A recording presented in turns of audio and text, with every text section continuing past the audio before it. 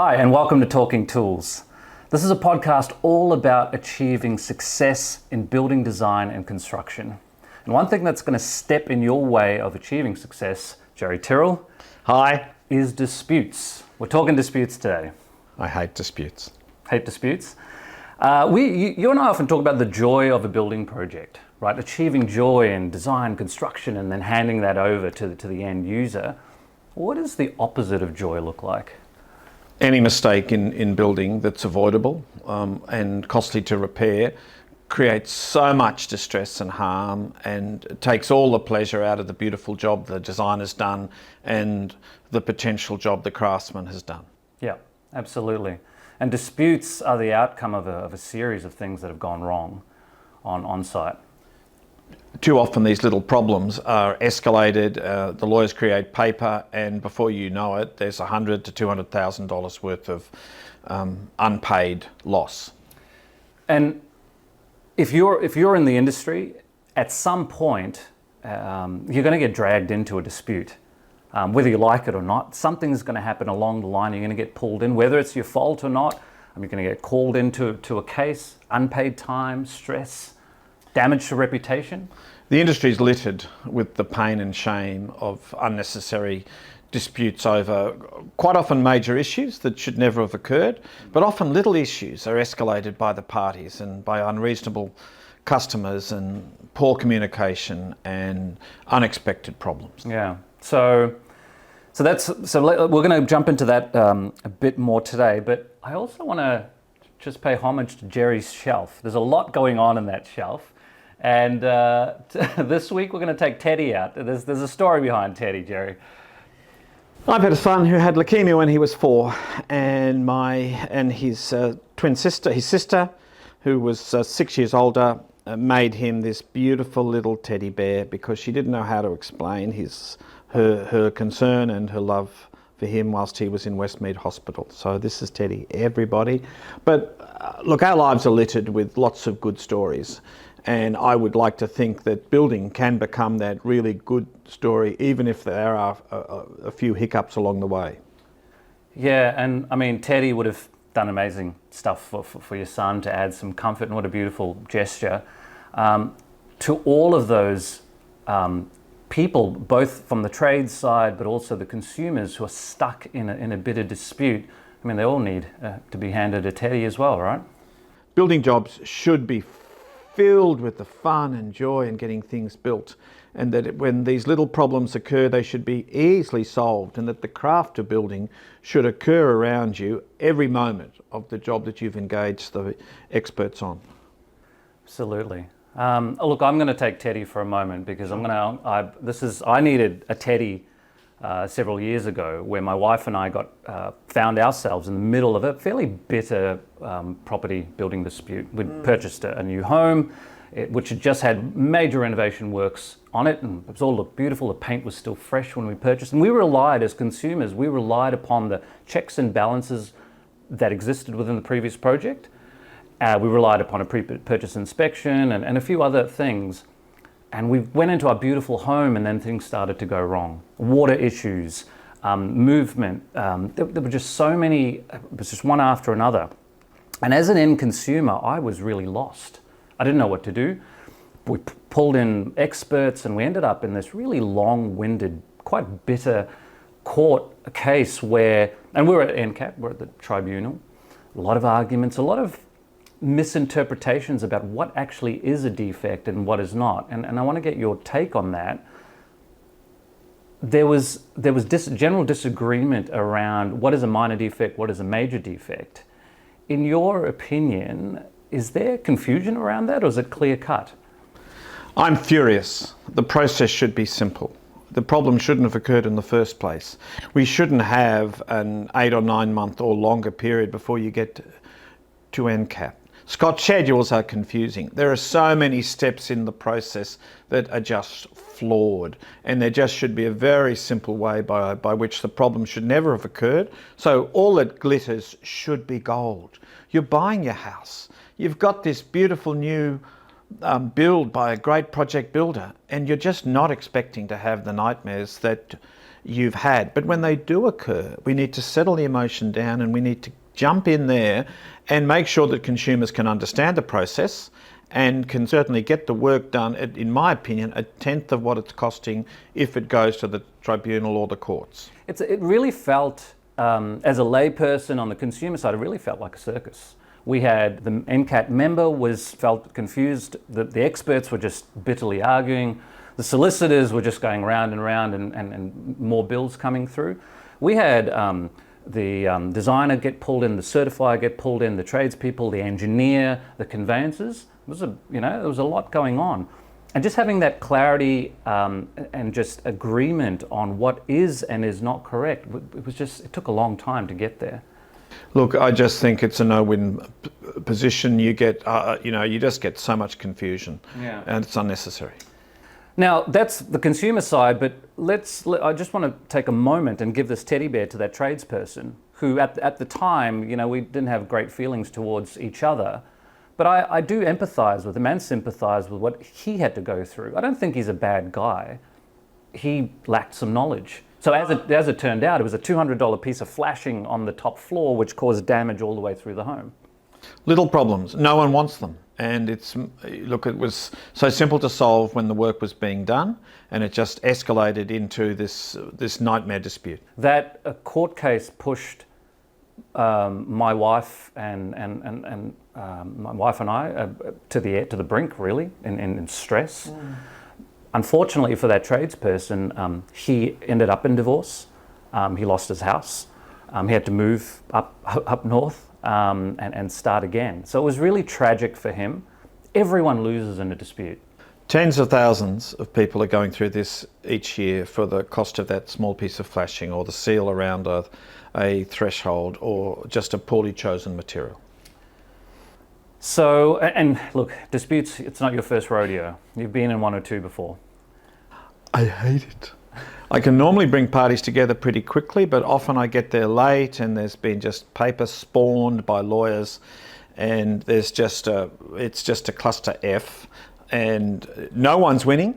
All I can do is bring parties together, and you'll hear my brother later. He's an expert mediator, and we just try to mitigate. But really, it's just like losing a hand. Question: when there are codes involved, and there is a clear definition of what is and is not compliant, why is there so much confusion out there? Why can't we get agreement on what is and is not compliant? You get so-called experts and lawyers trying to interpret it. So look at this. You've got the client, you've got the designer, you've got the builder, you've got the building consultant, you've got a lawyer, you've got a barrister on both sides. So you've got potentially 10 people trying to interpret it, creating paper, asking questions, and what is really just a very simple detail, that flashing and the way it's done, gets interpreted and written about, and it's just very confusing. And that confusion plays to some of the parties in there, solicitors and experts. I mean, they make money off this, and they make a healthy sum. To all of you out there, if there's only $5,000 worth of defects there, it is so much cheaper. That's on one item. It's often so much cheaper to fix it yourself and spend $3,000 to $5,000 than to have that go through the ringer of those 10 supposed experts. Now, if you're listening to us and you're either in the design cohort or you're in construction, as I said before, you're likely to be pulled into a defect claim or a dispute at some point.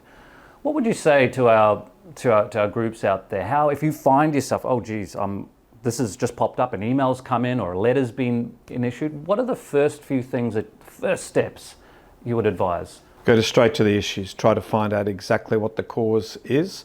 Designers and architects are commonly roped in. They're often not to blame for it, although there can be confusion in terms of what they've asked the builder to do. But often you're just wasting unpaid time and you're just trying to settle people down. So address the issues, settle the emotions down, and I call it the R2R, the right to rectify. You're trying to give, if the contract is reasonable, and often consumers make good choices.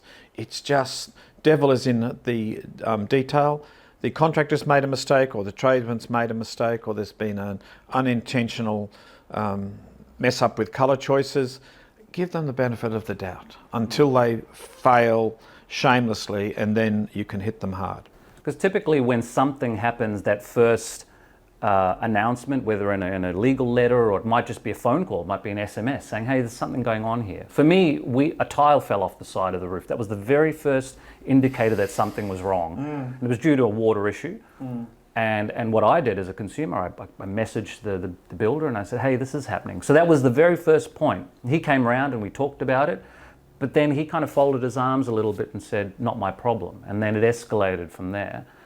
As a tradesperson, if you're pulled into an issue, what do you suggest? What do you counsel? A lot of these matters, the foundation issue is so bad that you will get that folding of arms. You will get that reluctance to really drill down and find the problem that might have been a $200 additional work when it was originally being built.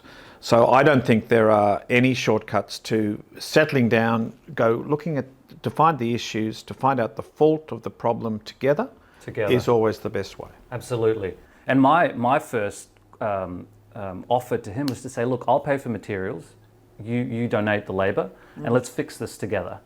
And quite often issues like that, if there is that collaboration, if there is that acknowledgement, and you can just stay out of the courts, it's so much better for everyone. Well, you'd got to that position almost instantaneously. Unfortunately, you weren't able to action that. Now, that would be a very good way for most things to be solved.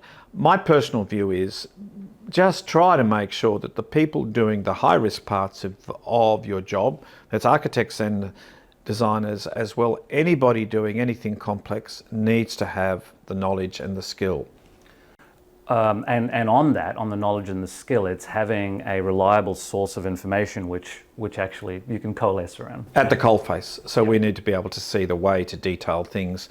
Architects and designers build, and look, beauty's so important to me and to all the contractors out there.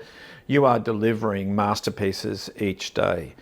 But if they leak, or they're not put together correctly, it's a disaster for everybody. Yeah. So top tips. Be human, I think. I think be human, try to collaborate, understand the issues. Scientific, go for it, find out, investigate, but do it together. And contractors, don't put your head in the sand. It's just going to cost you 10 to 20 times more. And as Siva said, that the emotional stress and the financial cost is a disaster. Well, look, I feel better having Teddy along.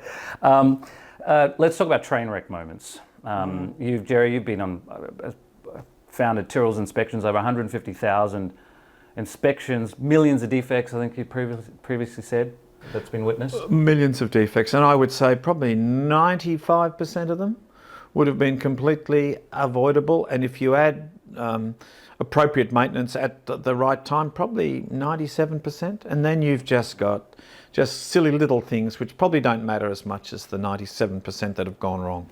Absolutely. Can you recall a particular simple issue that ended up causing a major problem? In the 80s, waterproofing failures in wet areas, that's bathrooms and shower areas especially, it didn't get diagnosed, there was no science behind it. Our industry doesn't have a research body that gives the industry good feedback and remedies early.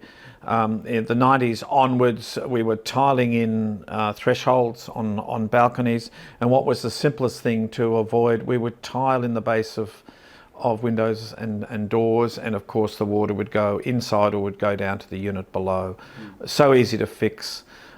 Besides timber built into ground, you've got many issues with anything complex in a building needs considered skill. Box gutters, complex roofs, glass roofs, buildings built below ground. You just see dumb stuff that was so simple to get right when it was originally built. Yeah, so a bit of knowledge and then focusing on prevention. That's the key. A lot of knowledge. I'm sorry, I'm going to say to all of you out there, especially the young tradies, building is full of skill. It's a real craft, and you should be really proud about learning it rather than thinking, oh, look, I'll just throw this together. Well, no, you need to know your stuff and you'll never have problems, and you'll certainly not be selling your house because of an avoidable building dispute. Let's now jump into the external threshold tool, one of the major risk area in any building. So let's take a look. So I'm now I'll go to waterproofing, external waterproofing, and you want to take a look at thresholds. What are we going to go for? 0, set down? No, threshold with hob. With the hob? They're still normally doing that. They have a step down from inside to outside. Okay. So, and the end cap here is an issue for you, yeah? Oh, look, it's the most important part of any external waterproofing is the way your thresholds are drained. And you'll see there that it's a subsill. It drains to the outside, well, the tiles are not above it, and it has an end cap that's very carefully sealed. Why you often bring up the end cap? Why are you so passionate about the end cap? Because when I've broken buildings apart and taken out doors that leak, and you look at flashings that have just been laid flat, you have even seen subsills put in, but the end caps haven't been fitted. Right. Now they're making purpose-made end caps that slot in, that click in, but they still need to be sealed. Right. And in my opinion, there's a lot of detailing for all you designers out there. The end cap should be past the line of the reveal, and we've got to make sure that the cavity flashing that's adjoining it, if there is a cavity, also drains out, and that any of the side of the window or the reveal flashing drains down and hits the subsill. So these are really basic drainage skills, and it's all got to do with water draining by gravity to the outside of the building. That should be the number 2 aspect of all training we do after building classification. Absolutely.